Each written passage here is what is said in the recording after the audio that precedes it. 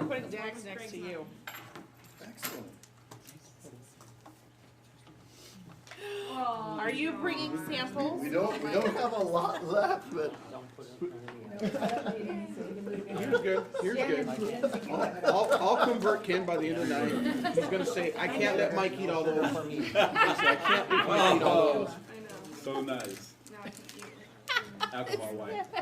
Can't go to Costco to buy it. Carlos gave it to me. We got a key. Johnny, I think. We got a key on ours. I'm not quite sure what that opens, but. All right.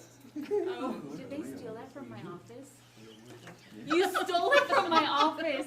Wait, it says, what does it say? Oh, We have like key to success. Yes. 200 of They them. stole if you want They one. stole it. I have one, you can have two. Yeah, we got some soon. I'm good for now. Good evening, ladies and gentlemen. It is 6 o'clock, March 4th, 2020. I would like to call to order this special board meeting, a facilities workshop. I want to thank everyone in attendance. Want to thank those in the audience as well. I will turn this over to Chris to do a facilities presentation. Thank you very much. Just for flow, I just want to share with the board, we have some things outlined that we're going to be sharing with you. We're going to have a discussion with you about portables for 2020 and 2021. We'll turn over to Jeanette for a conversation on the K-3 class size reduction grant to speak about that. And then we're hoping that Dax will be here by then. He's going to be about 15 minutes late. He'll open up and share some of the documentation that we've been able to upload for him. And then we'll turn it back over to Jeanette for funding options and the conversation about bonds, potential bonds. So we would like to first start off with the portable conversation. If we can open up that document. I'm going to turn it over to Pete in a second, but I just wanted to give the board just a context on the conversation that we had last at the board meeting, and we were talking about different options that we had actually placed in the agenda at that time. And I also shared with the board an email that was sent to me by an administrator in our district, and that individual was sharing their needs as well and their requests regarding their specific school site as it relates to students being back in their wing on their campus. What I would share with the board is that we do listen to individuals here in our district, so I wanted to share that with you. I think that's very important that we listen to all parties. It's important for us to listen to constituents and stakeholders as well. But I think one of the things I've always shared with the board is I'm held accountable for progress towards the ends. We also have a very specific vision that's aligned to the ends. So as I share with you this opening statement, it's just important for us to remember that although we're being respectful and listening to individuals, it's very important that we all remember to be back on track for this is the vision. We're going to do best for kids. And I think at the end of the day, at the end of this presentation, I'll come back and just share with you how we'll move forward and what we're going to be presenting to you Monday during the regular board agenda as well. So with that, I'll turn it over to Pete. All right, we'll jump right in. I just wanted to share a couple of visuals, some frameworks that I think it's important that the board, for some of you will be review and for others it will be new information. But this continuous improvement cycle is something that we ask our leaders to think about. And when you think about facilities, what's the ideal state? It might be that a bond is put before the community and it's passed and they move into it. But we know that's a few years down the road, right? It doesn't mean we're not always thinking about the system. What's the next best move? And when you engage in that kind of work continuously, leading people through those changes and through what you're suggesting, it's the challenge of leadership. So like Dr. Hurst just shared, we try to be mindful of the stakeholders in our system, and so I want to share with you a little bit about the strategy we're recommending. And when we talk about strategy, we often think about it in this way. Again, it's this vision for the system, but also on the other end are all these small details that have to get figured out by the folks that are asked to do the work. And so we've been asked to identify a particular outcome for facilities as it relates to portables, and this is just how we do business. This is how we've been doing business for the last We're year 4 now. When you are asking folks to go through a complex change, and this one I wanted to share with you because I want you to put yourself in the place of someone working in that preschool program right now. And if you look at sort of that resistance row, the 4th one down, what's missing there is incentive. Like, what's in it for me to move out of this fine facility at McFarland and go out to portables? And it's important that the leaders, certainly Jennifer Garza and others of us who work with those folks, help them understand why it might be the best thing for the system. Might not feel great for them, but is it the best thing for the system? And at some point, pending the board's direction, we'll have to go out and communicate that. But this is a way that we communicate with our leaders about how do you get messages out to folks? How do you get them to accept the change and move forward? So I wanted to share that framework with you because I know it's new for some of you. The next slide is really a way that we go through decision making. And so we try to think about, in this particular instance, what does McFarland really want and need? What does DOHS want and need? You were asked to consider that at the last facility meeting. What do the pre-K folks want, right? Being able to empathize with all of the stakeholders and trying to take their wants and desires and consider them as you work towards solutions. And then we define, like, what's the most efficient thing? What's fiscally responsible? What can each school tolerate, and what's sort of the feeling in the room? So once you get through that process, you get folks together who are not going to stifle ideas. And oftentimes it can be, when you're close to the problem, it can be difficult to not want to shut things down. And so you get a group of thinkers together to say, hey, what do you think about these ideas? And you come up with potential solutions. You prototype them, and those were shared with you. And we shared a DOHS option, MMS, K6 option, and almost after those prototypes are built, you begin to test them. You test them with the board. Hey, what do y'all think about these ideas? You test them with the people that work in those sites. You test them with the superintendent. You test them with leadership teams. And so we've gone through that process the last several weeks, trying to decide what's the best option for the system. So in the next slide, I want to talk a little bit about why we're recommending what we are. This idea about operational efficiency. There are more students coming to McFarland next year. In 7 and 8, we have a large group that's moving up, and that's going to be their new normal. We also are increasing staff at the site based on that. And there's some program changes coming to the middle school that we've asked Jessica Schenk to lead. And she's taken groups of teachers and counselors down to some really innovative schools. And they're bringing those ideas back, and they need facilities to implement them most effectively. They've also visited some schools in Washington State looking for more sort of local impact and trying to bring those ideas back to that site as well. So MMS is in a spot where they can do some innovative things and continue to keep things moving at that site. If we're able to vacate that wing and find a placement for the pre-K program, this is how MMS, sort of their initial draft about what they would do with those classroom spaces. There's no teacher names attached to it, but certainly programs. The new pieces that you see here are, they have some creative ideas they're looking at to serve our ELL students, and also some ideas they have around social emotional learning, that one additional space in this configuration, at least for a year or two, they would have that sort of flexible spaces, I think how you would identify in a school. So this idea about the system and efficiency, if you think about the preschool up here, how would you identify the preschool in this visual? Where do you think they're at?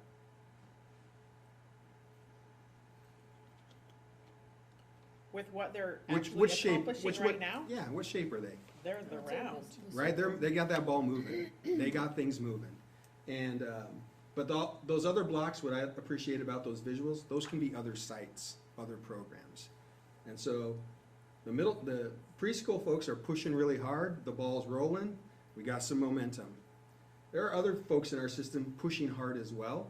And what can we do operationally and with facilities to give them some momentum? And then do we think, if we ask the pre-K folks, hey, we're gonna change that ball a little bit, we're gonna put a little speed bump in front of you, a little hill, are they gonna be able to get over it? And if we put them out in portables, we feel like they are. They're gonna be able to handle that. And is it worth the cost of giving MMS some more space to allow them to get rolling a little faster? That's how we're thinking about the work, and I think that's why that visual is helpful. And so then we consider what's the, not the, you know, the financial impact, but we're considering what's the cost to the pre-K program. We know they're gonna have the same number of spaces if we allow them to use that, what we call the wrestling room at McFarland. They're gonna have a very similar square footage, and they do have smaller class sizes and smaller students than McFarland, and so they might be more comfortable in those portables. There's also the benefit of constant supervision for those young ones. So we've put together 4 mock-ups, I think, maybe it's three or four mock-ups of where they could possibly go. Certainly these are just, there's a lot of logistical pieces here that we would work through with Greg. He's done some of the early legwork to talk about what the city might require, how much it might cost to do some of the infrastructure work. And we've put together 4 viable options, and I know the next move, if portables are approved, is to sit down with Jennifer and her team and really think through how do we deliver the best service we can and the best setup. But we wanted the board to be able to visualize it, so we've put together 4 options. One, right out on the football field where they were before, certainly an option. The next one is a little sort of compound. Again, the McFarland would lose use of that formal football field, but there's some advantages to having that space, and we would want to talk with Jennifer and her team about that. The next one is a little bit further east, out where McFarland students currently come on to catch the bus. We've done some initial measuring about what the impact would be on that baseball field. And certainly in this configuration, we'd be just fine. And then in the next configuration, we do kind of, we tighten up a little bit on that baseball field, but we're still at an acceptable distance. We think, at least based on our initial measurements, that we would be okay in that sort of setup. But again, Greg, once a decision's made about whether or not we're gonna purchase or lease or move forward with portables, that's where the thinking is right now. That's where we're headed with the process. Can I ask you a question on the? Absolutely. Okay, so will you then move your football field down? Or If would you you, move if your you, baseball field so, down, or? yeah, go to the football field one.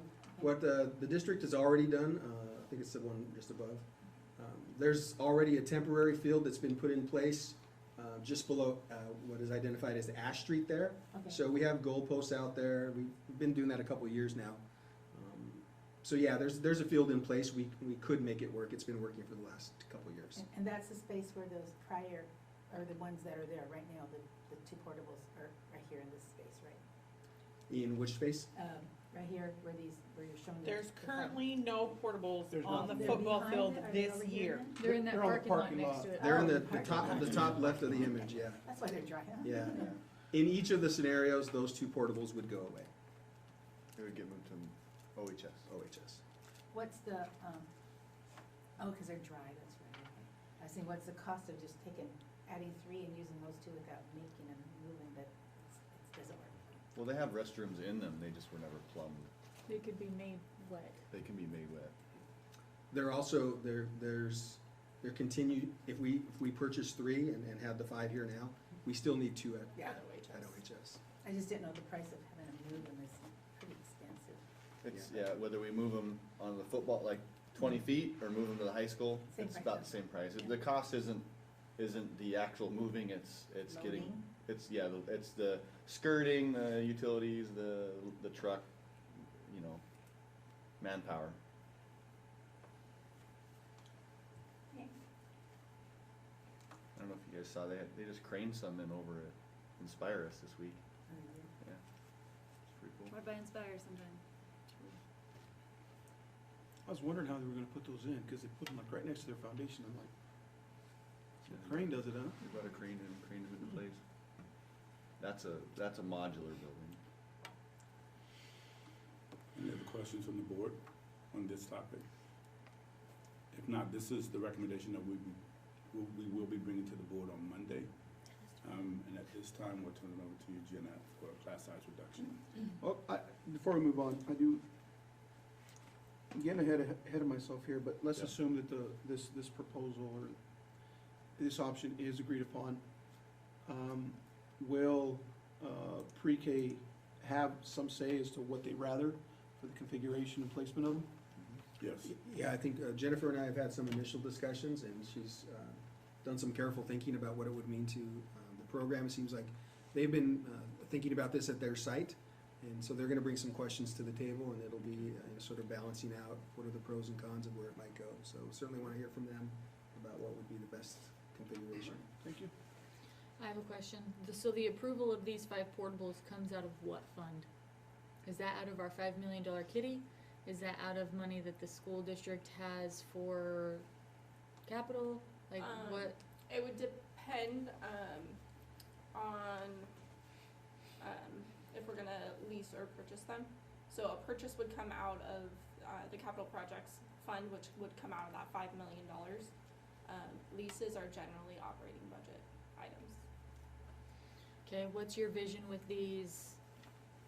Is this like a short term, we're thinking like 3 years, or, cause I know if we're gonna lease, I wanna do what makes the most sense financially, and it seems like if we're just using these temporarily, like this is just like we A need it 3-year somewhere plan. for a hot minute, Mm-hmm. then it makes sense to lease. If this is like gonna be the new look of our district to where, I guess my question is, let's say in a perfect world, we're able to move on to the next phase of our bond, we're able to build an elementary school, will we still have need for these 5 portables? Mm-hmm. Will they be absorbed somewhere else, used during construction, or will these be like, well, we used them for the 3 years, now let's sell them, or whatever? Yeah, I believe, our initial conversations were leasing, doing a 3-year lease, and then, at the end of that term, kind of evaluate where we're at in that facilities planning process, and then, extending if we need to. Do you have any cost ideas for what it would take to lease them for 3 years versus what it would take to buy them outright? I don't know off the top of my head. Okay. That's typically been part of the recommendations. Yes. Yeah, it'll be in the recommendation. Okay. And it should be pretty close to what we had last week. Yes. Yeah, At the last meeting. There was yeah, a those figures have been purchase presented. Yes. number there. I just had only seen it for 4 portables, so I was just curious as to what the 5th would do to it. Purchase and lease prices don't change with the number of portables you order, it changes with the term of the lease. Okay. So purchase price is the purchase price, but you can get a better lease quote if you're gonna lease it longer, obviously. Typically, we've done 3 years, so we got a price for a 3-year quote. Okay. I can send it to you, Lindsay. We have a 5 portable priced out too. Okay. Yeah. In the past, when you've leased portables, has that been advantageous? I'm just asking because I don't know, I haven't been on the board that long. Has that been something where you're like, oh yeah, the 3 years was adequate? Or dang, wished we would have purchased them because we ended up needing them? Any ideas? We're hitting 3 years at Wahidas this year. Mm-hmm. And so, Those were the first ones leased. and those aren't going anywhere anytime in the No. next, right, so. Okay, There's so- no lease to buy, right? You can't like take your lease payments and, Turn them Right. towards the Yes. ownership? I'm sure that they're willing to talk Yeah. about that, but how much they'd actually apply to it, who knows? So if you look at the board meeting on February 24th, if you look at the bid portables, there is option 1 is leasing, and option 2, leasing 4. Option 2 is purchase versus lease of 5.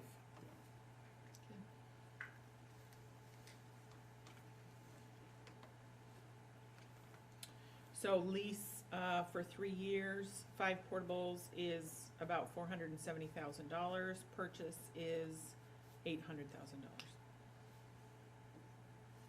Just to have that number out there. Plus Thanks. installation. Plus installation. On both of those numbers, right? Yes. Both of those numbers. But And the number is the same whether it's purchased or leased. For installation. Yeah, Installation cost? and then lease does not include cost to haul them away when we're done. There's an additional cost at the end that's Plus a pickup fee? unforeseen, pickup fee. It's charged when you get rid of them. So now, so the situation we're in with Wahidas, where we've had them for 3 years, we need them for minimum 3 years more. Is that something you guys just continue, you roll out with your lease, like, okay, we're gonna lease these for 3 more, or do you go to an option to buy? We're gonna have to call them and ask them, What give are us some options? pricing. Oh, okay. My recollection at that point was that the board gave direction that we were going to lease. Yes. So I think Mm-hmm. we would take some direction from Yeah, the from the board to board. say. That, We're gonna thinking at purchase that time was that if we leased, what was expressed to us was if we lease, we don't want them permanent, so we're gonna choose to lease and force us to look at permanent options. Right. The current delivery, on this bid, was 11,500 per portable. And so, of course, in 3 years, that number, of course, would go up. It's never gonna go down.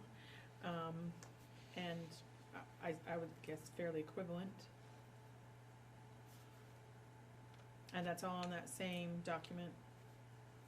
I believe the delivery cost was included in It's the total included. cost. The number that that is quoted, Is the quoted. delivery price is included, so, but just what, Lindsay said, I thought, well, we have those exact bids, I wanna see what delivery cost is.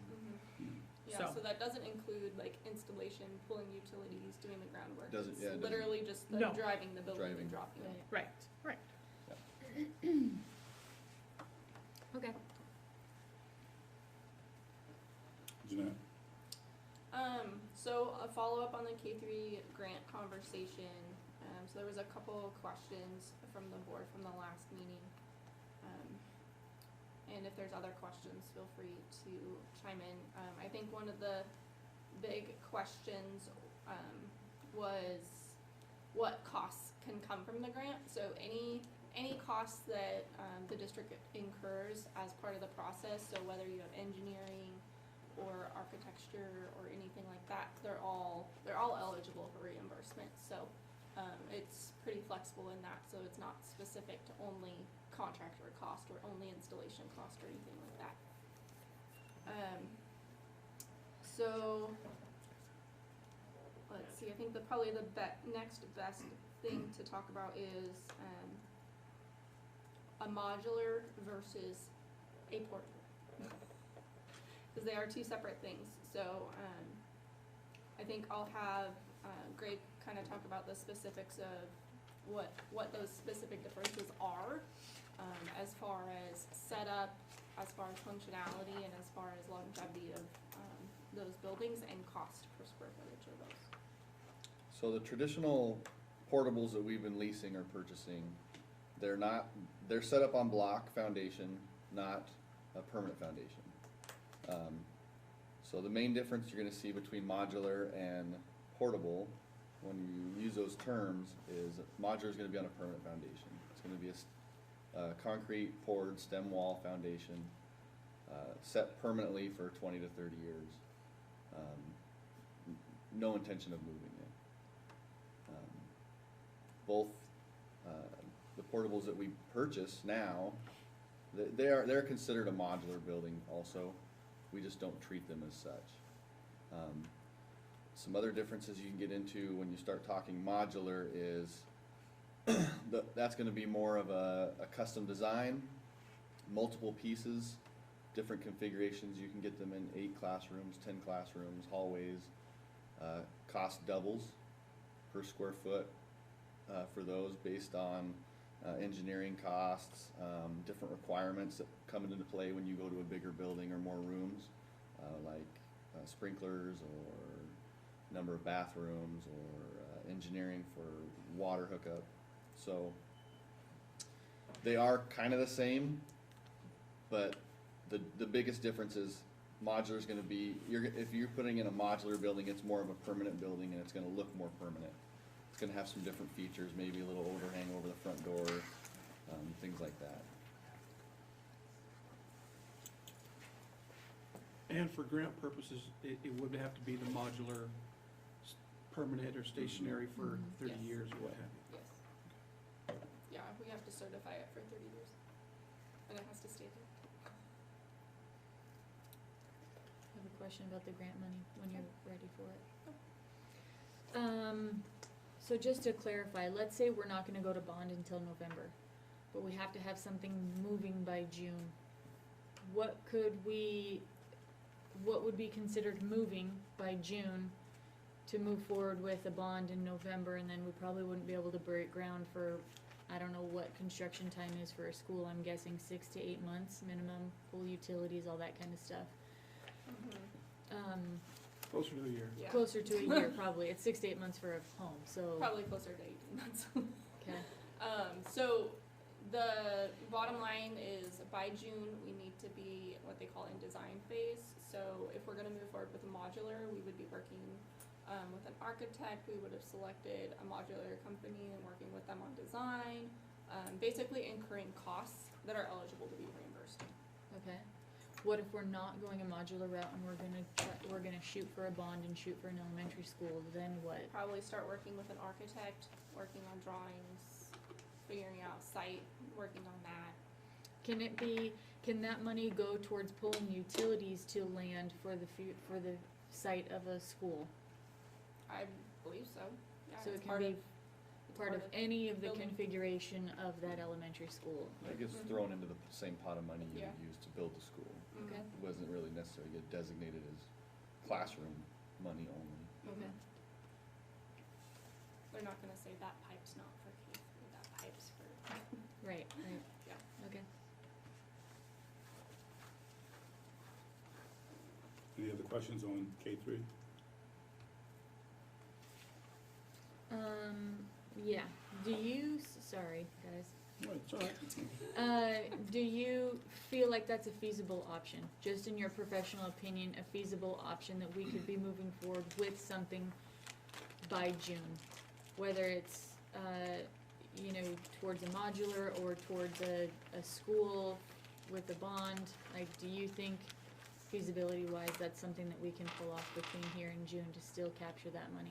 I do. I think that the OSPI has been flexible enough, and if we're, like I said, if we're incurring cost and we're communicating with them and we're submitting for reimbursement, I think they will, fight the good fight with us and, Okay. make sure that we have those funds. I'm not really anticipating a problem on that. Okay. They've been pretty receptive so far. I think OSPI is our friend, even though sometimes we don't feel like it. Yeah. But I think that they're pretty receptive, so I don't anticipate a problem with that. It's just gonna be timing, and which direction we wanna move, because if we move with building a school route, that process takes a little bit longer to get people on board, because you're talking bigger dollars, so you're talking different bid requirements for different, processes such as architecture, project management, those kinds of things, so that process takes a little bit longer, as opposed to moving forward with like a modular building. Okay. I wanna ask Greg that same question. Say it again? My feasibility question? The Yeah. feasibility question? I, June without, deadlines. without having land or bond money to put at your engineer, I don't know how much work they can actually do, other than we can say we've selected an engineer and we've begun conceptual drawings. Without the land to actually get some, get your fingers dirty in what you're gonna, your civil engineering can't happen, you could pick somewhat of a design, but your design's gonna be based on your land somewhat too, where's the entrance, the exits, I mean, you could almost say you're gonna take Wahidas and copy and paste it, or flip-flop it and copy and paste it or something, but it won't exactly come out that way, obviously, without. And then how much money are you gonna throw at that, hoping you get a bond passed? You could spend $50,000, $60,000, $100,000, and I guess that's the question I have. If we, whatever route we decide to go, if we decide to go for a bond, and we're still trying to move forward with the state getting the K3 grant, and a bond fails, then what? It's definitely gonna put a hiccup in the plans. I mean, it is somewhat putting the cart before the horse and kind of putting your eggs all in one basket, so it is a bit risky. I've seen districts do that, spend a whole bunch of money on architecture and trying to convince their communities to support them in a bond, and that bond fails and they have to eat the cost. Okay. I've seen So it. we would not be reimbursed for our stuff if our bond fails. If We don't get the K3 grant. I don't think we get reimbursement until the building's done. Till the Well, classrooms so, are certified. no, that, with the K3 grant, yeah, that's, well, I know that they give money as you go, but I think on the final one they wait, if I recall correctly from the other district that I worked with. Like, that final claim is when they are like, okay, provide us all the paperwork. So that might cause some problems, and like I said, I've seen districts that have put a bunch of time and effort and money, and unless you write it into the bond, you know, if you're spending above and beyond, that K3 grant, and you're not writing it into the bond and telling your taxpayers that, hey, we're gonna take some of the bond proceeds and use it to pay ourselves back, then you can't. And these modulars aren't connected, like adding on an additional 5 or 6 or 4 rooms onto an existing building. Yeah, they won't be connected to an existing building. So it'd just be like a It'll fancy be like it's portable. mini, Yeah. it'll be like a mini building. Yeah, and that kind of defeats the purpose of actually adding onto the schools on an end where you can just add another whole wing onto them. The downfall of just adding classrooms is our core space doesn't get any bigger, right? So your library doesn't get bigger, your gym doesn't get bigger, your lunchroom doesn't get bigger. So we're adding on classrooms and taxing the core space even more than it's already taxed.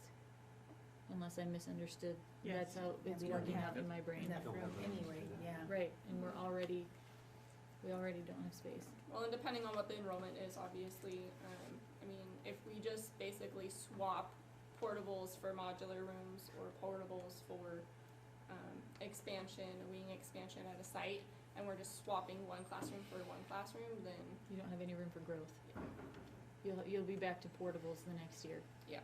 But, I mean, the other thing the board needs to think about is the fact and where we're at with the state match on the elementary side. You know, we're pretty far away from that mark, and Right. do you wanna move further away from that mark?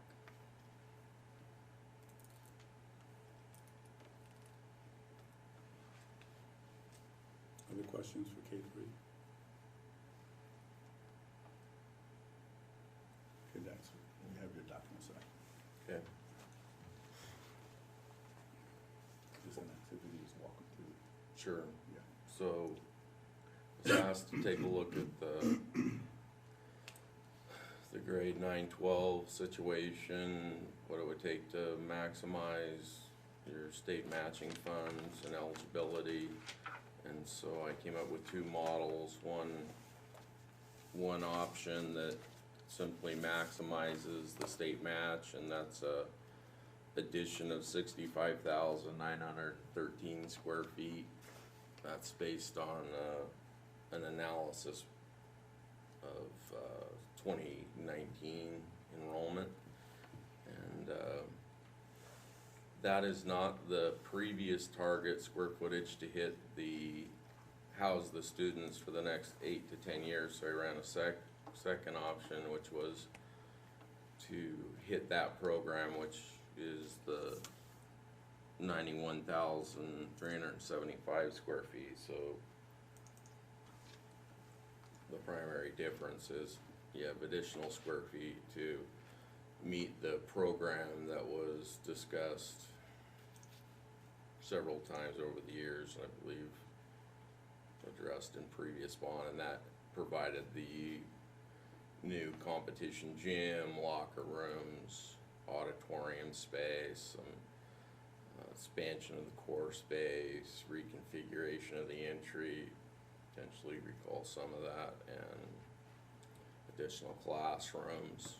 It also includes the elimination of the 600 wing classrooms and the 200, so your new and Lewing, part of that 65,000 square feet includes the new and Lew space, taking down those older classrooms that are eligible for modernization and building new. So those were the two models, and So the 91,000 square feet is basically the bond that failed, taking those numbers and reworking them to the maximum amount of money. Is that what I'm hearing you say? Yes, and recalculating your state match Okay, eligibility changed. Okay. Went up actually from the previous version, so. Okay, so this amount would be just the high school remodel? Or this, Yes. yes. And this included an auditorium? I don't believe we discussed an auditorium. Prior bonds, but not this time. No, Well, it was just the previous bond. He was reconfiguring. he just went to the previous bond, Just which had refigured a that. 1,500 We square, had- 1,500 Okay. capacity auditorium. yeah, Okay, cause I looked at this and went, where did that number come from? Okay, Which that one? makes sense, the 91,000, Yeah. but that, okay, I understand. that was the only work-through program we had from previous, what's needed at the high school to have it be Okay. viable for another. So this Okay. this $15,000 number that we would be getting in state match and or K three That's I hope funding. it's million, I hope it's million. 15 million, my bad. In that case, it's only gonna cost us $53,000, let's do it. Okay, so this 15 million, part of that is the K3 grant. No. Okay, it says and or K3 grant funding. On his original thing, that's one of his columns that he just sticks in there. So it's just state matching funds. Oh, okay, so just state Correct? matching. Correct. There's Okay. 3 columns, total project costs, the matching funds projected, and the local costs associated with that Okay, yeah. project. Okay, So, my bad. depending on what you decide to do, you know, modular, portable, or new construction, in order to capture the K3 grant, this is outside of that. This was just the 9/12 analysis, so, you know, you can run that. I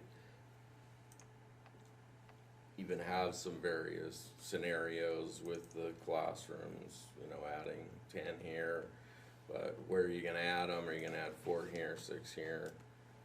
There's been a lot of discussion about where those would go and et cetera, so I didn't wanna confuse things, but that model could be built quickly, and if there was some discussion and some consensus on Would it be more practical to go 2-story? with this project. Yeah. Well, you obviously have a very For classrooms? constrained site, so yes, that would be a real possibility. It's not really gone down the road that far design-wise, but as you started to move through that process, it would be definitely something to look at.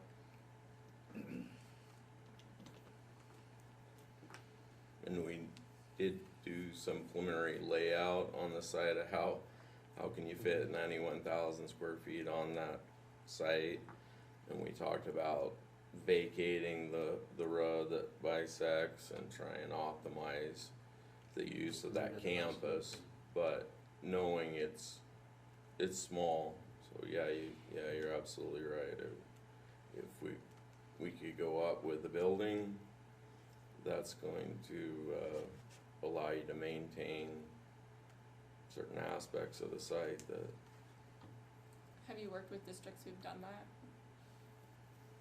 Built a second story on an existing structure? No, I think they were referring to This the is new new construction. construction New construction. would have a This is new second story. construction. Oh. Like Yeah, the we wouldn't 600 add on Yeah. top of the. I know, I was thinking, I'm like, that sounds really expensive. When I actually thought about it. So you take your 600 wing and build it up, right? Right. Pardon me? You take the 600 wing and then you turn it into a 2-story. full of- And a whole lot more Yeah, everything else. you'd scuttle the 600 wing and build new Mhm. with that eligibility. But whatever the program ended up being a competition gym or auditorium, classroom, course space expansion, whatever that combination ends up being, you would likely look to go vertical with it, you know, like a 2-story classroom wing or something, because your volume is there with the new competition gym and an auditorium, so roof lines, et cetera, it's fairly easy to complement. And in some Sometimes it's less cost to go two-story, sometimes it's more, depending on the situation. But, and, you know, you can modulate in between. It's not like you have to build 91,000. That was just the program that was developed for, you know, get you to a 1,500 student high school and projected 8 to 10 years where that would conserve, well, you're growing pretty quickly, so you could get there pretty quickly, Right. but that's what the initial program, and we've carried that for several years, so. Probably if the high school was the focus of the bond, probably wanna engage an architectural firm and take it to the next level and try and define that program so you can, you know, clearly depict what the intent is and what the focus is and what would be associated with it, and then budgets can obviously be dialed in with that information. So the 65,000 square feet is using the maximum amount of state match for what they would give us, and we wouldn't at that time be overhoused. Counting all the new and lieu and the state match for unhoused and all of that. That's correct, based on 2019 enrollment figures, which is, it reverts back to the fall. And there is a 1066 special needs isolated 99-minute form that's filled out, which bolsters the area per student, so that, give or take, yes. Right. I'm not gonna keep you to like the square footage exact. Yeah, within 3 square feet. Okay, great. Non-eligible new construction would be considered the auditorium, a gym, a competition gym, stuff like that, core Then- space. The non-eligible is the difference between, if you took the 91,000 and took away the 65 that's eligible, so the square footage delta between the 91 and the 65, so that square footage above 65 is all non-matchable square footage, so you end up with 2 categories running, so the 65 is matchable, the 65 to 91 is not eligible. So it doesn't matter specifically whether it's gym or auditorium or classroom or this or that.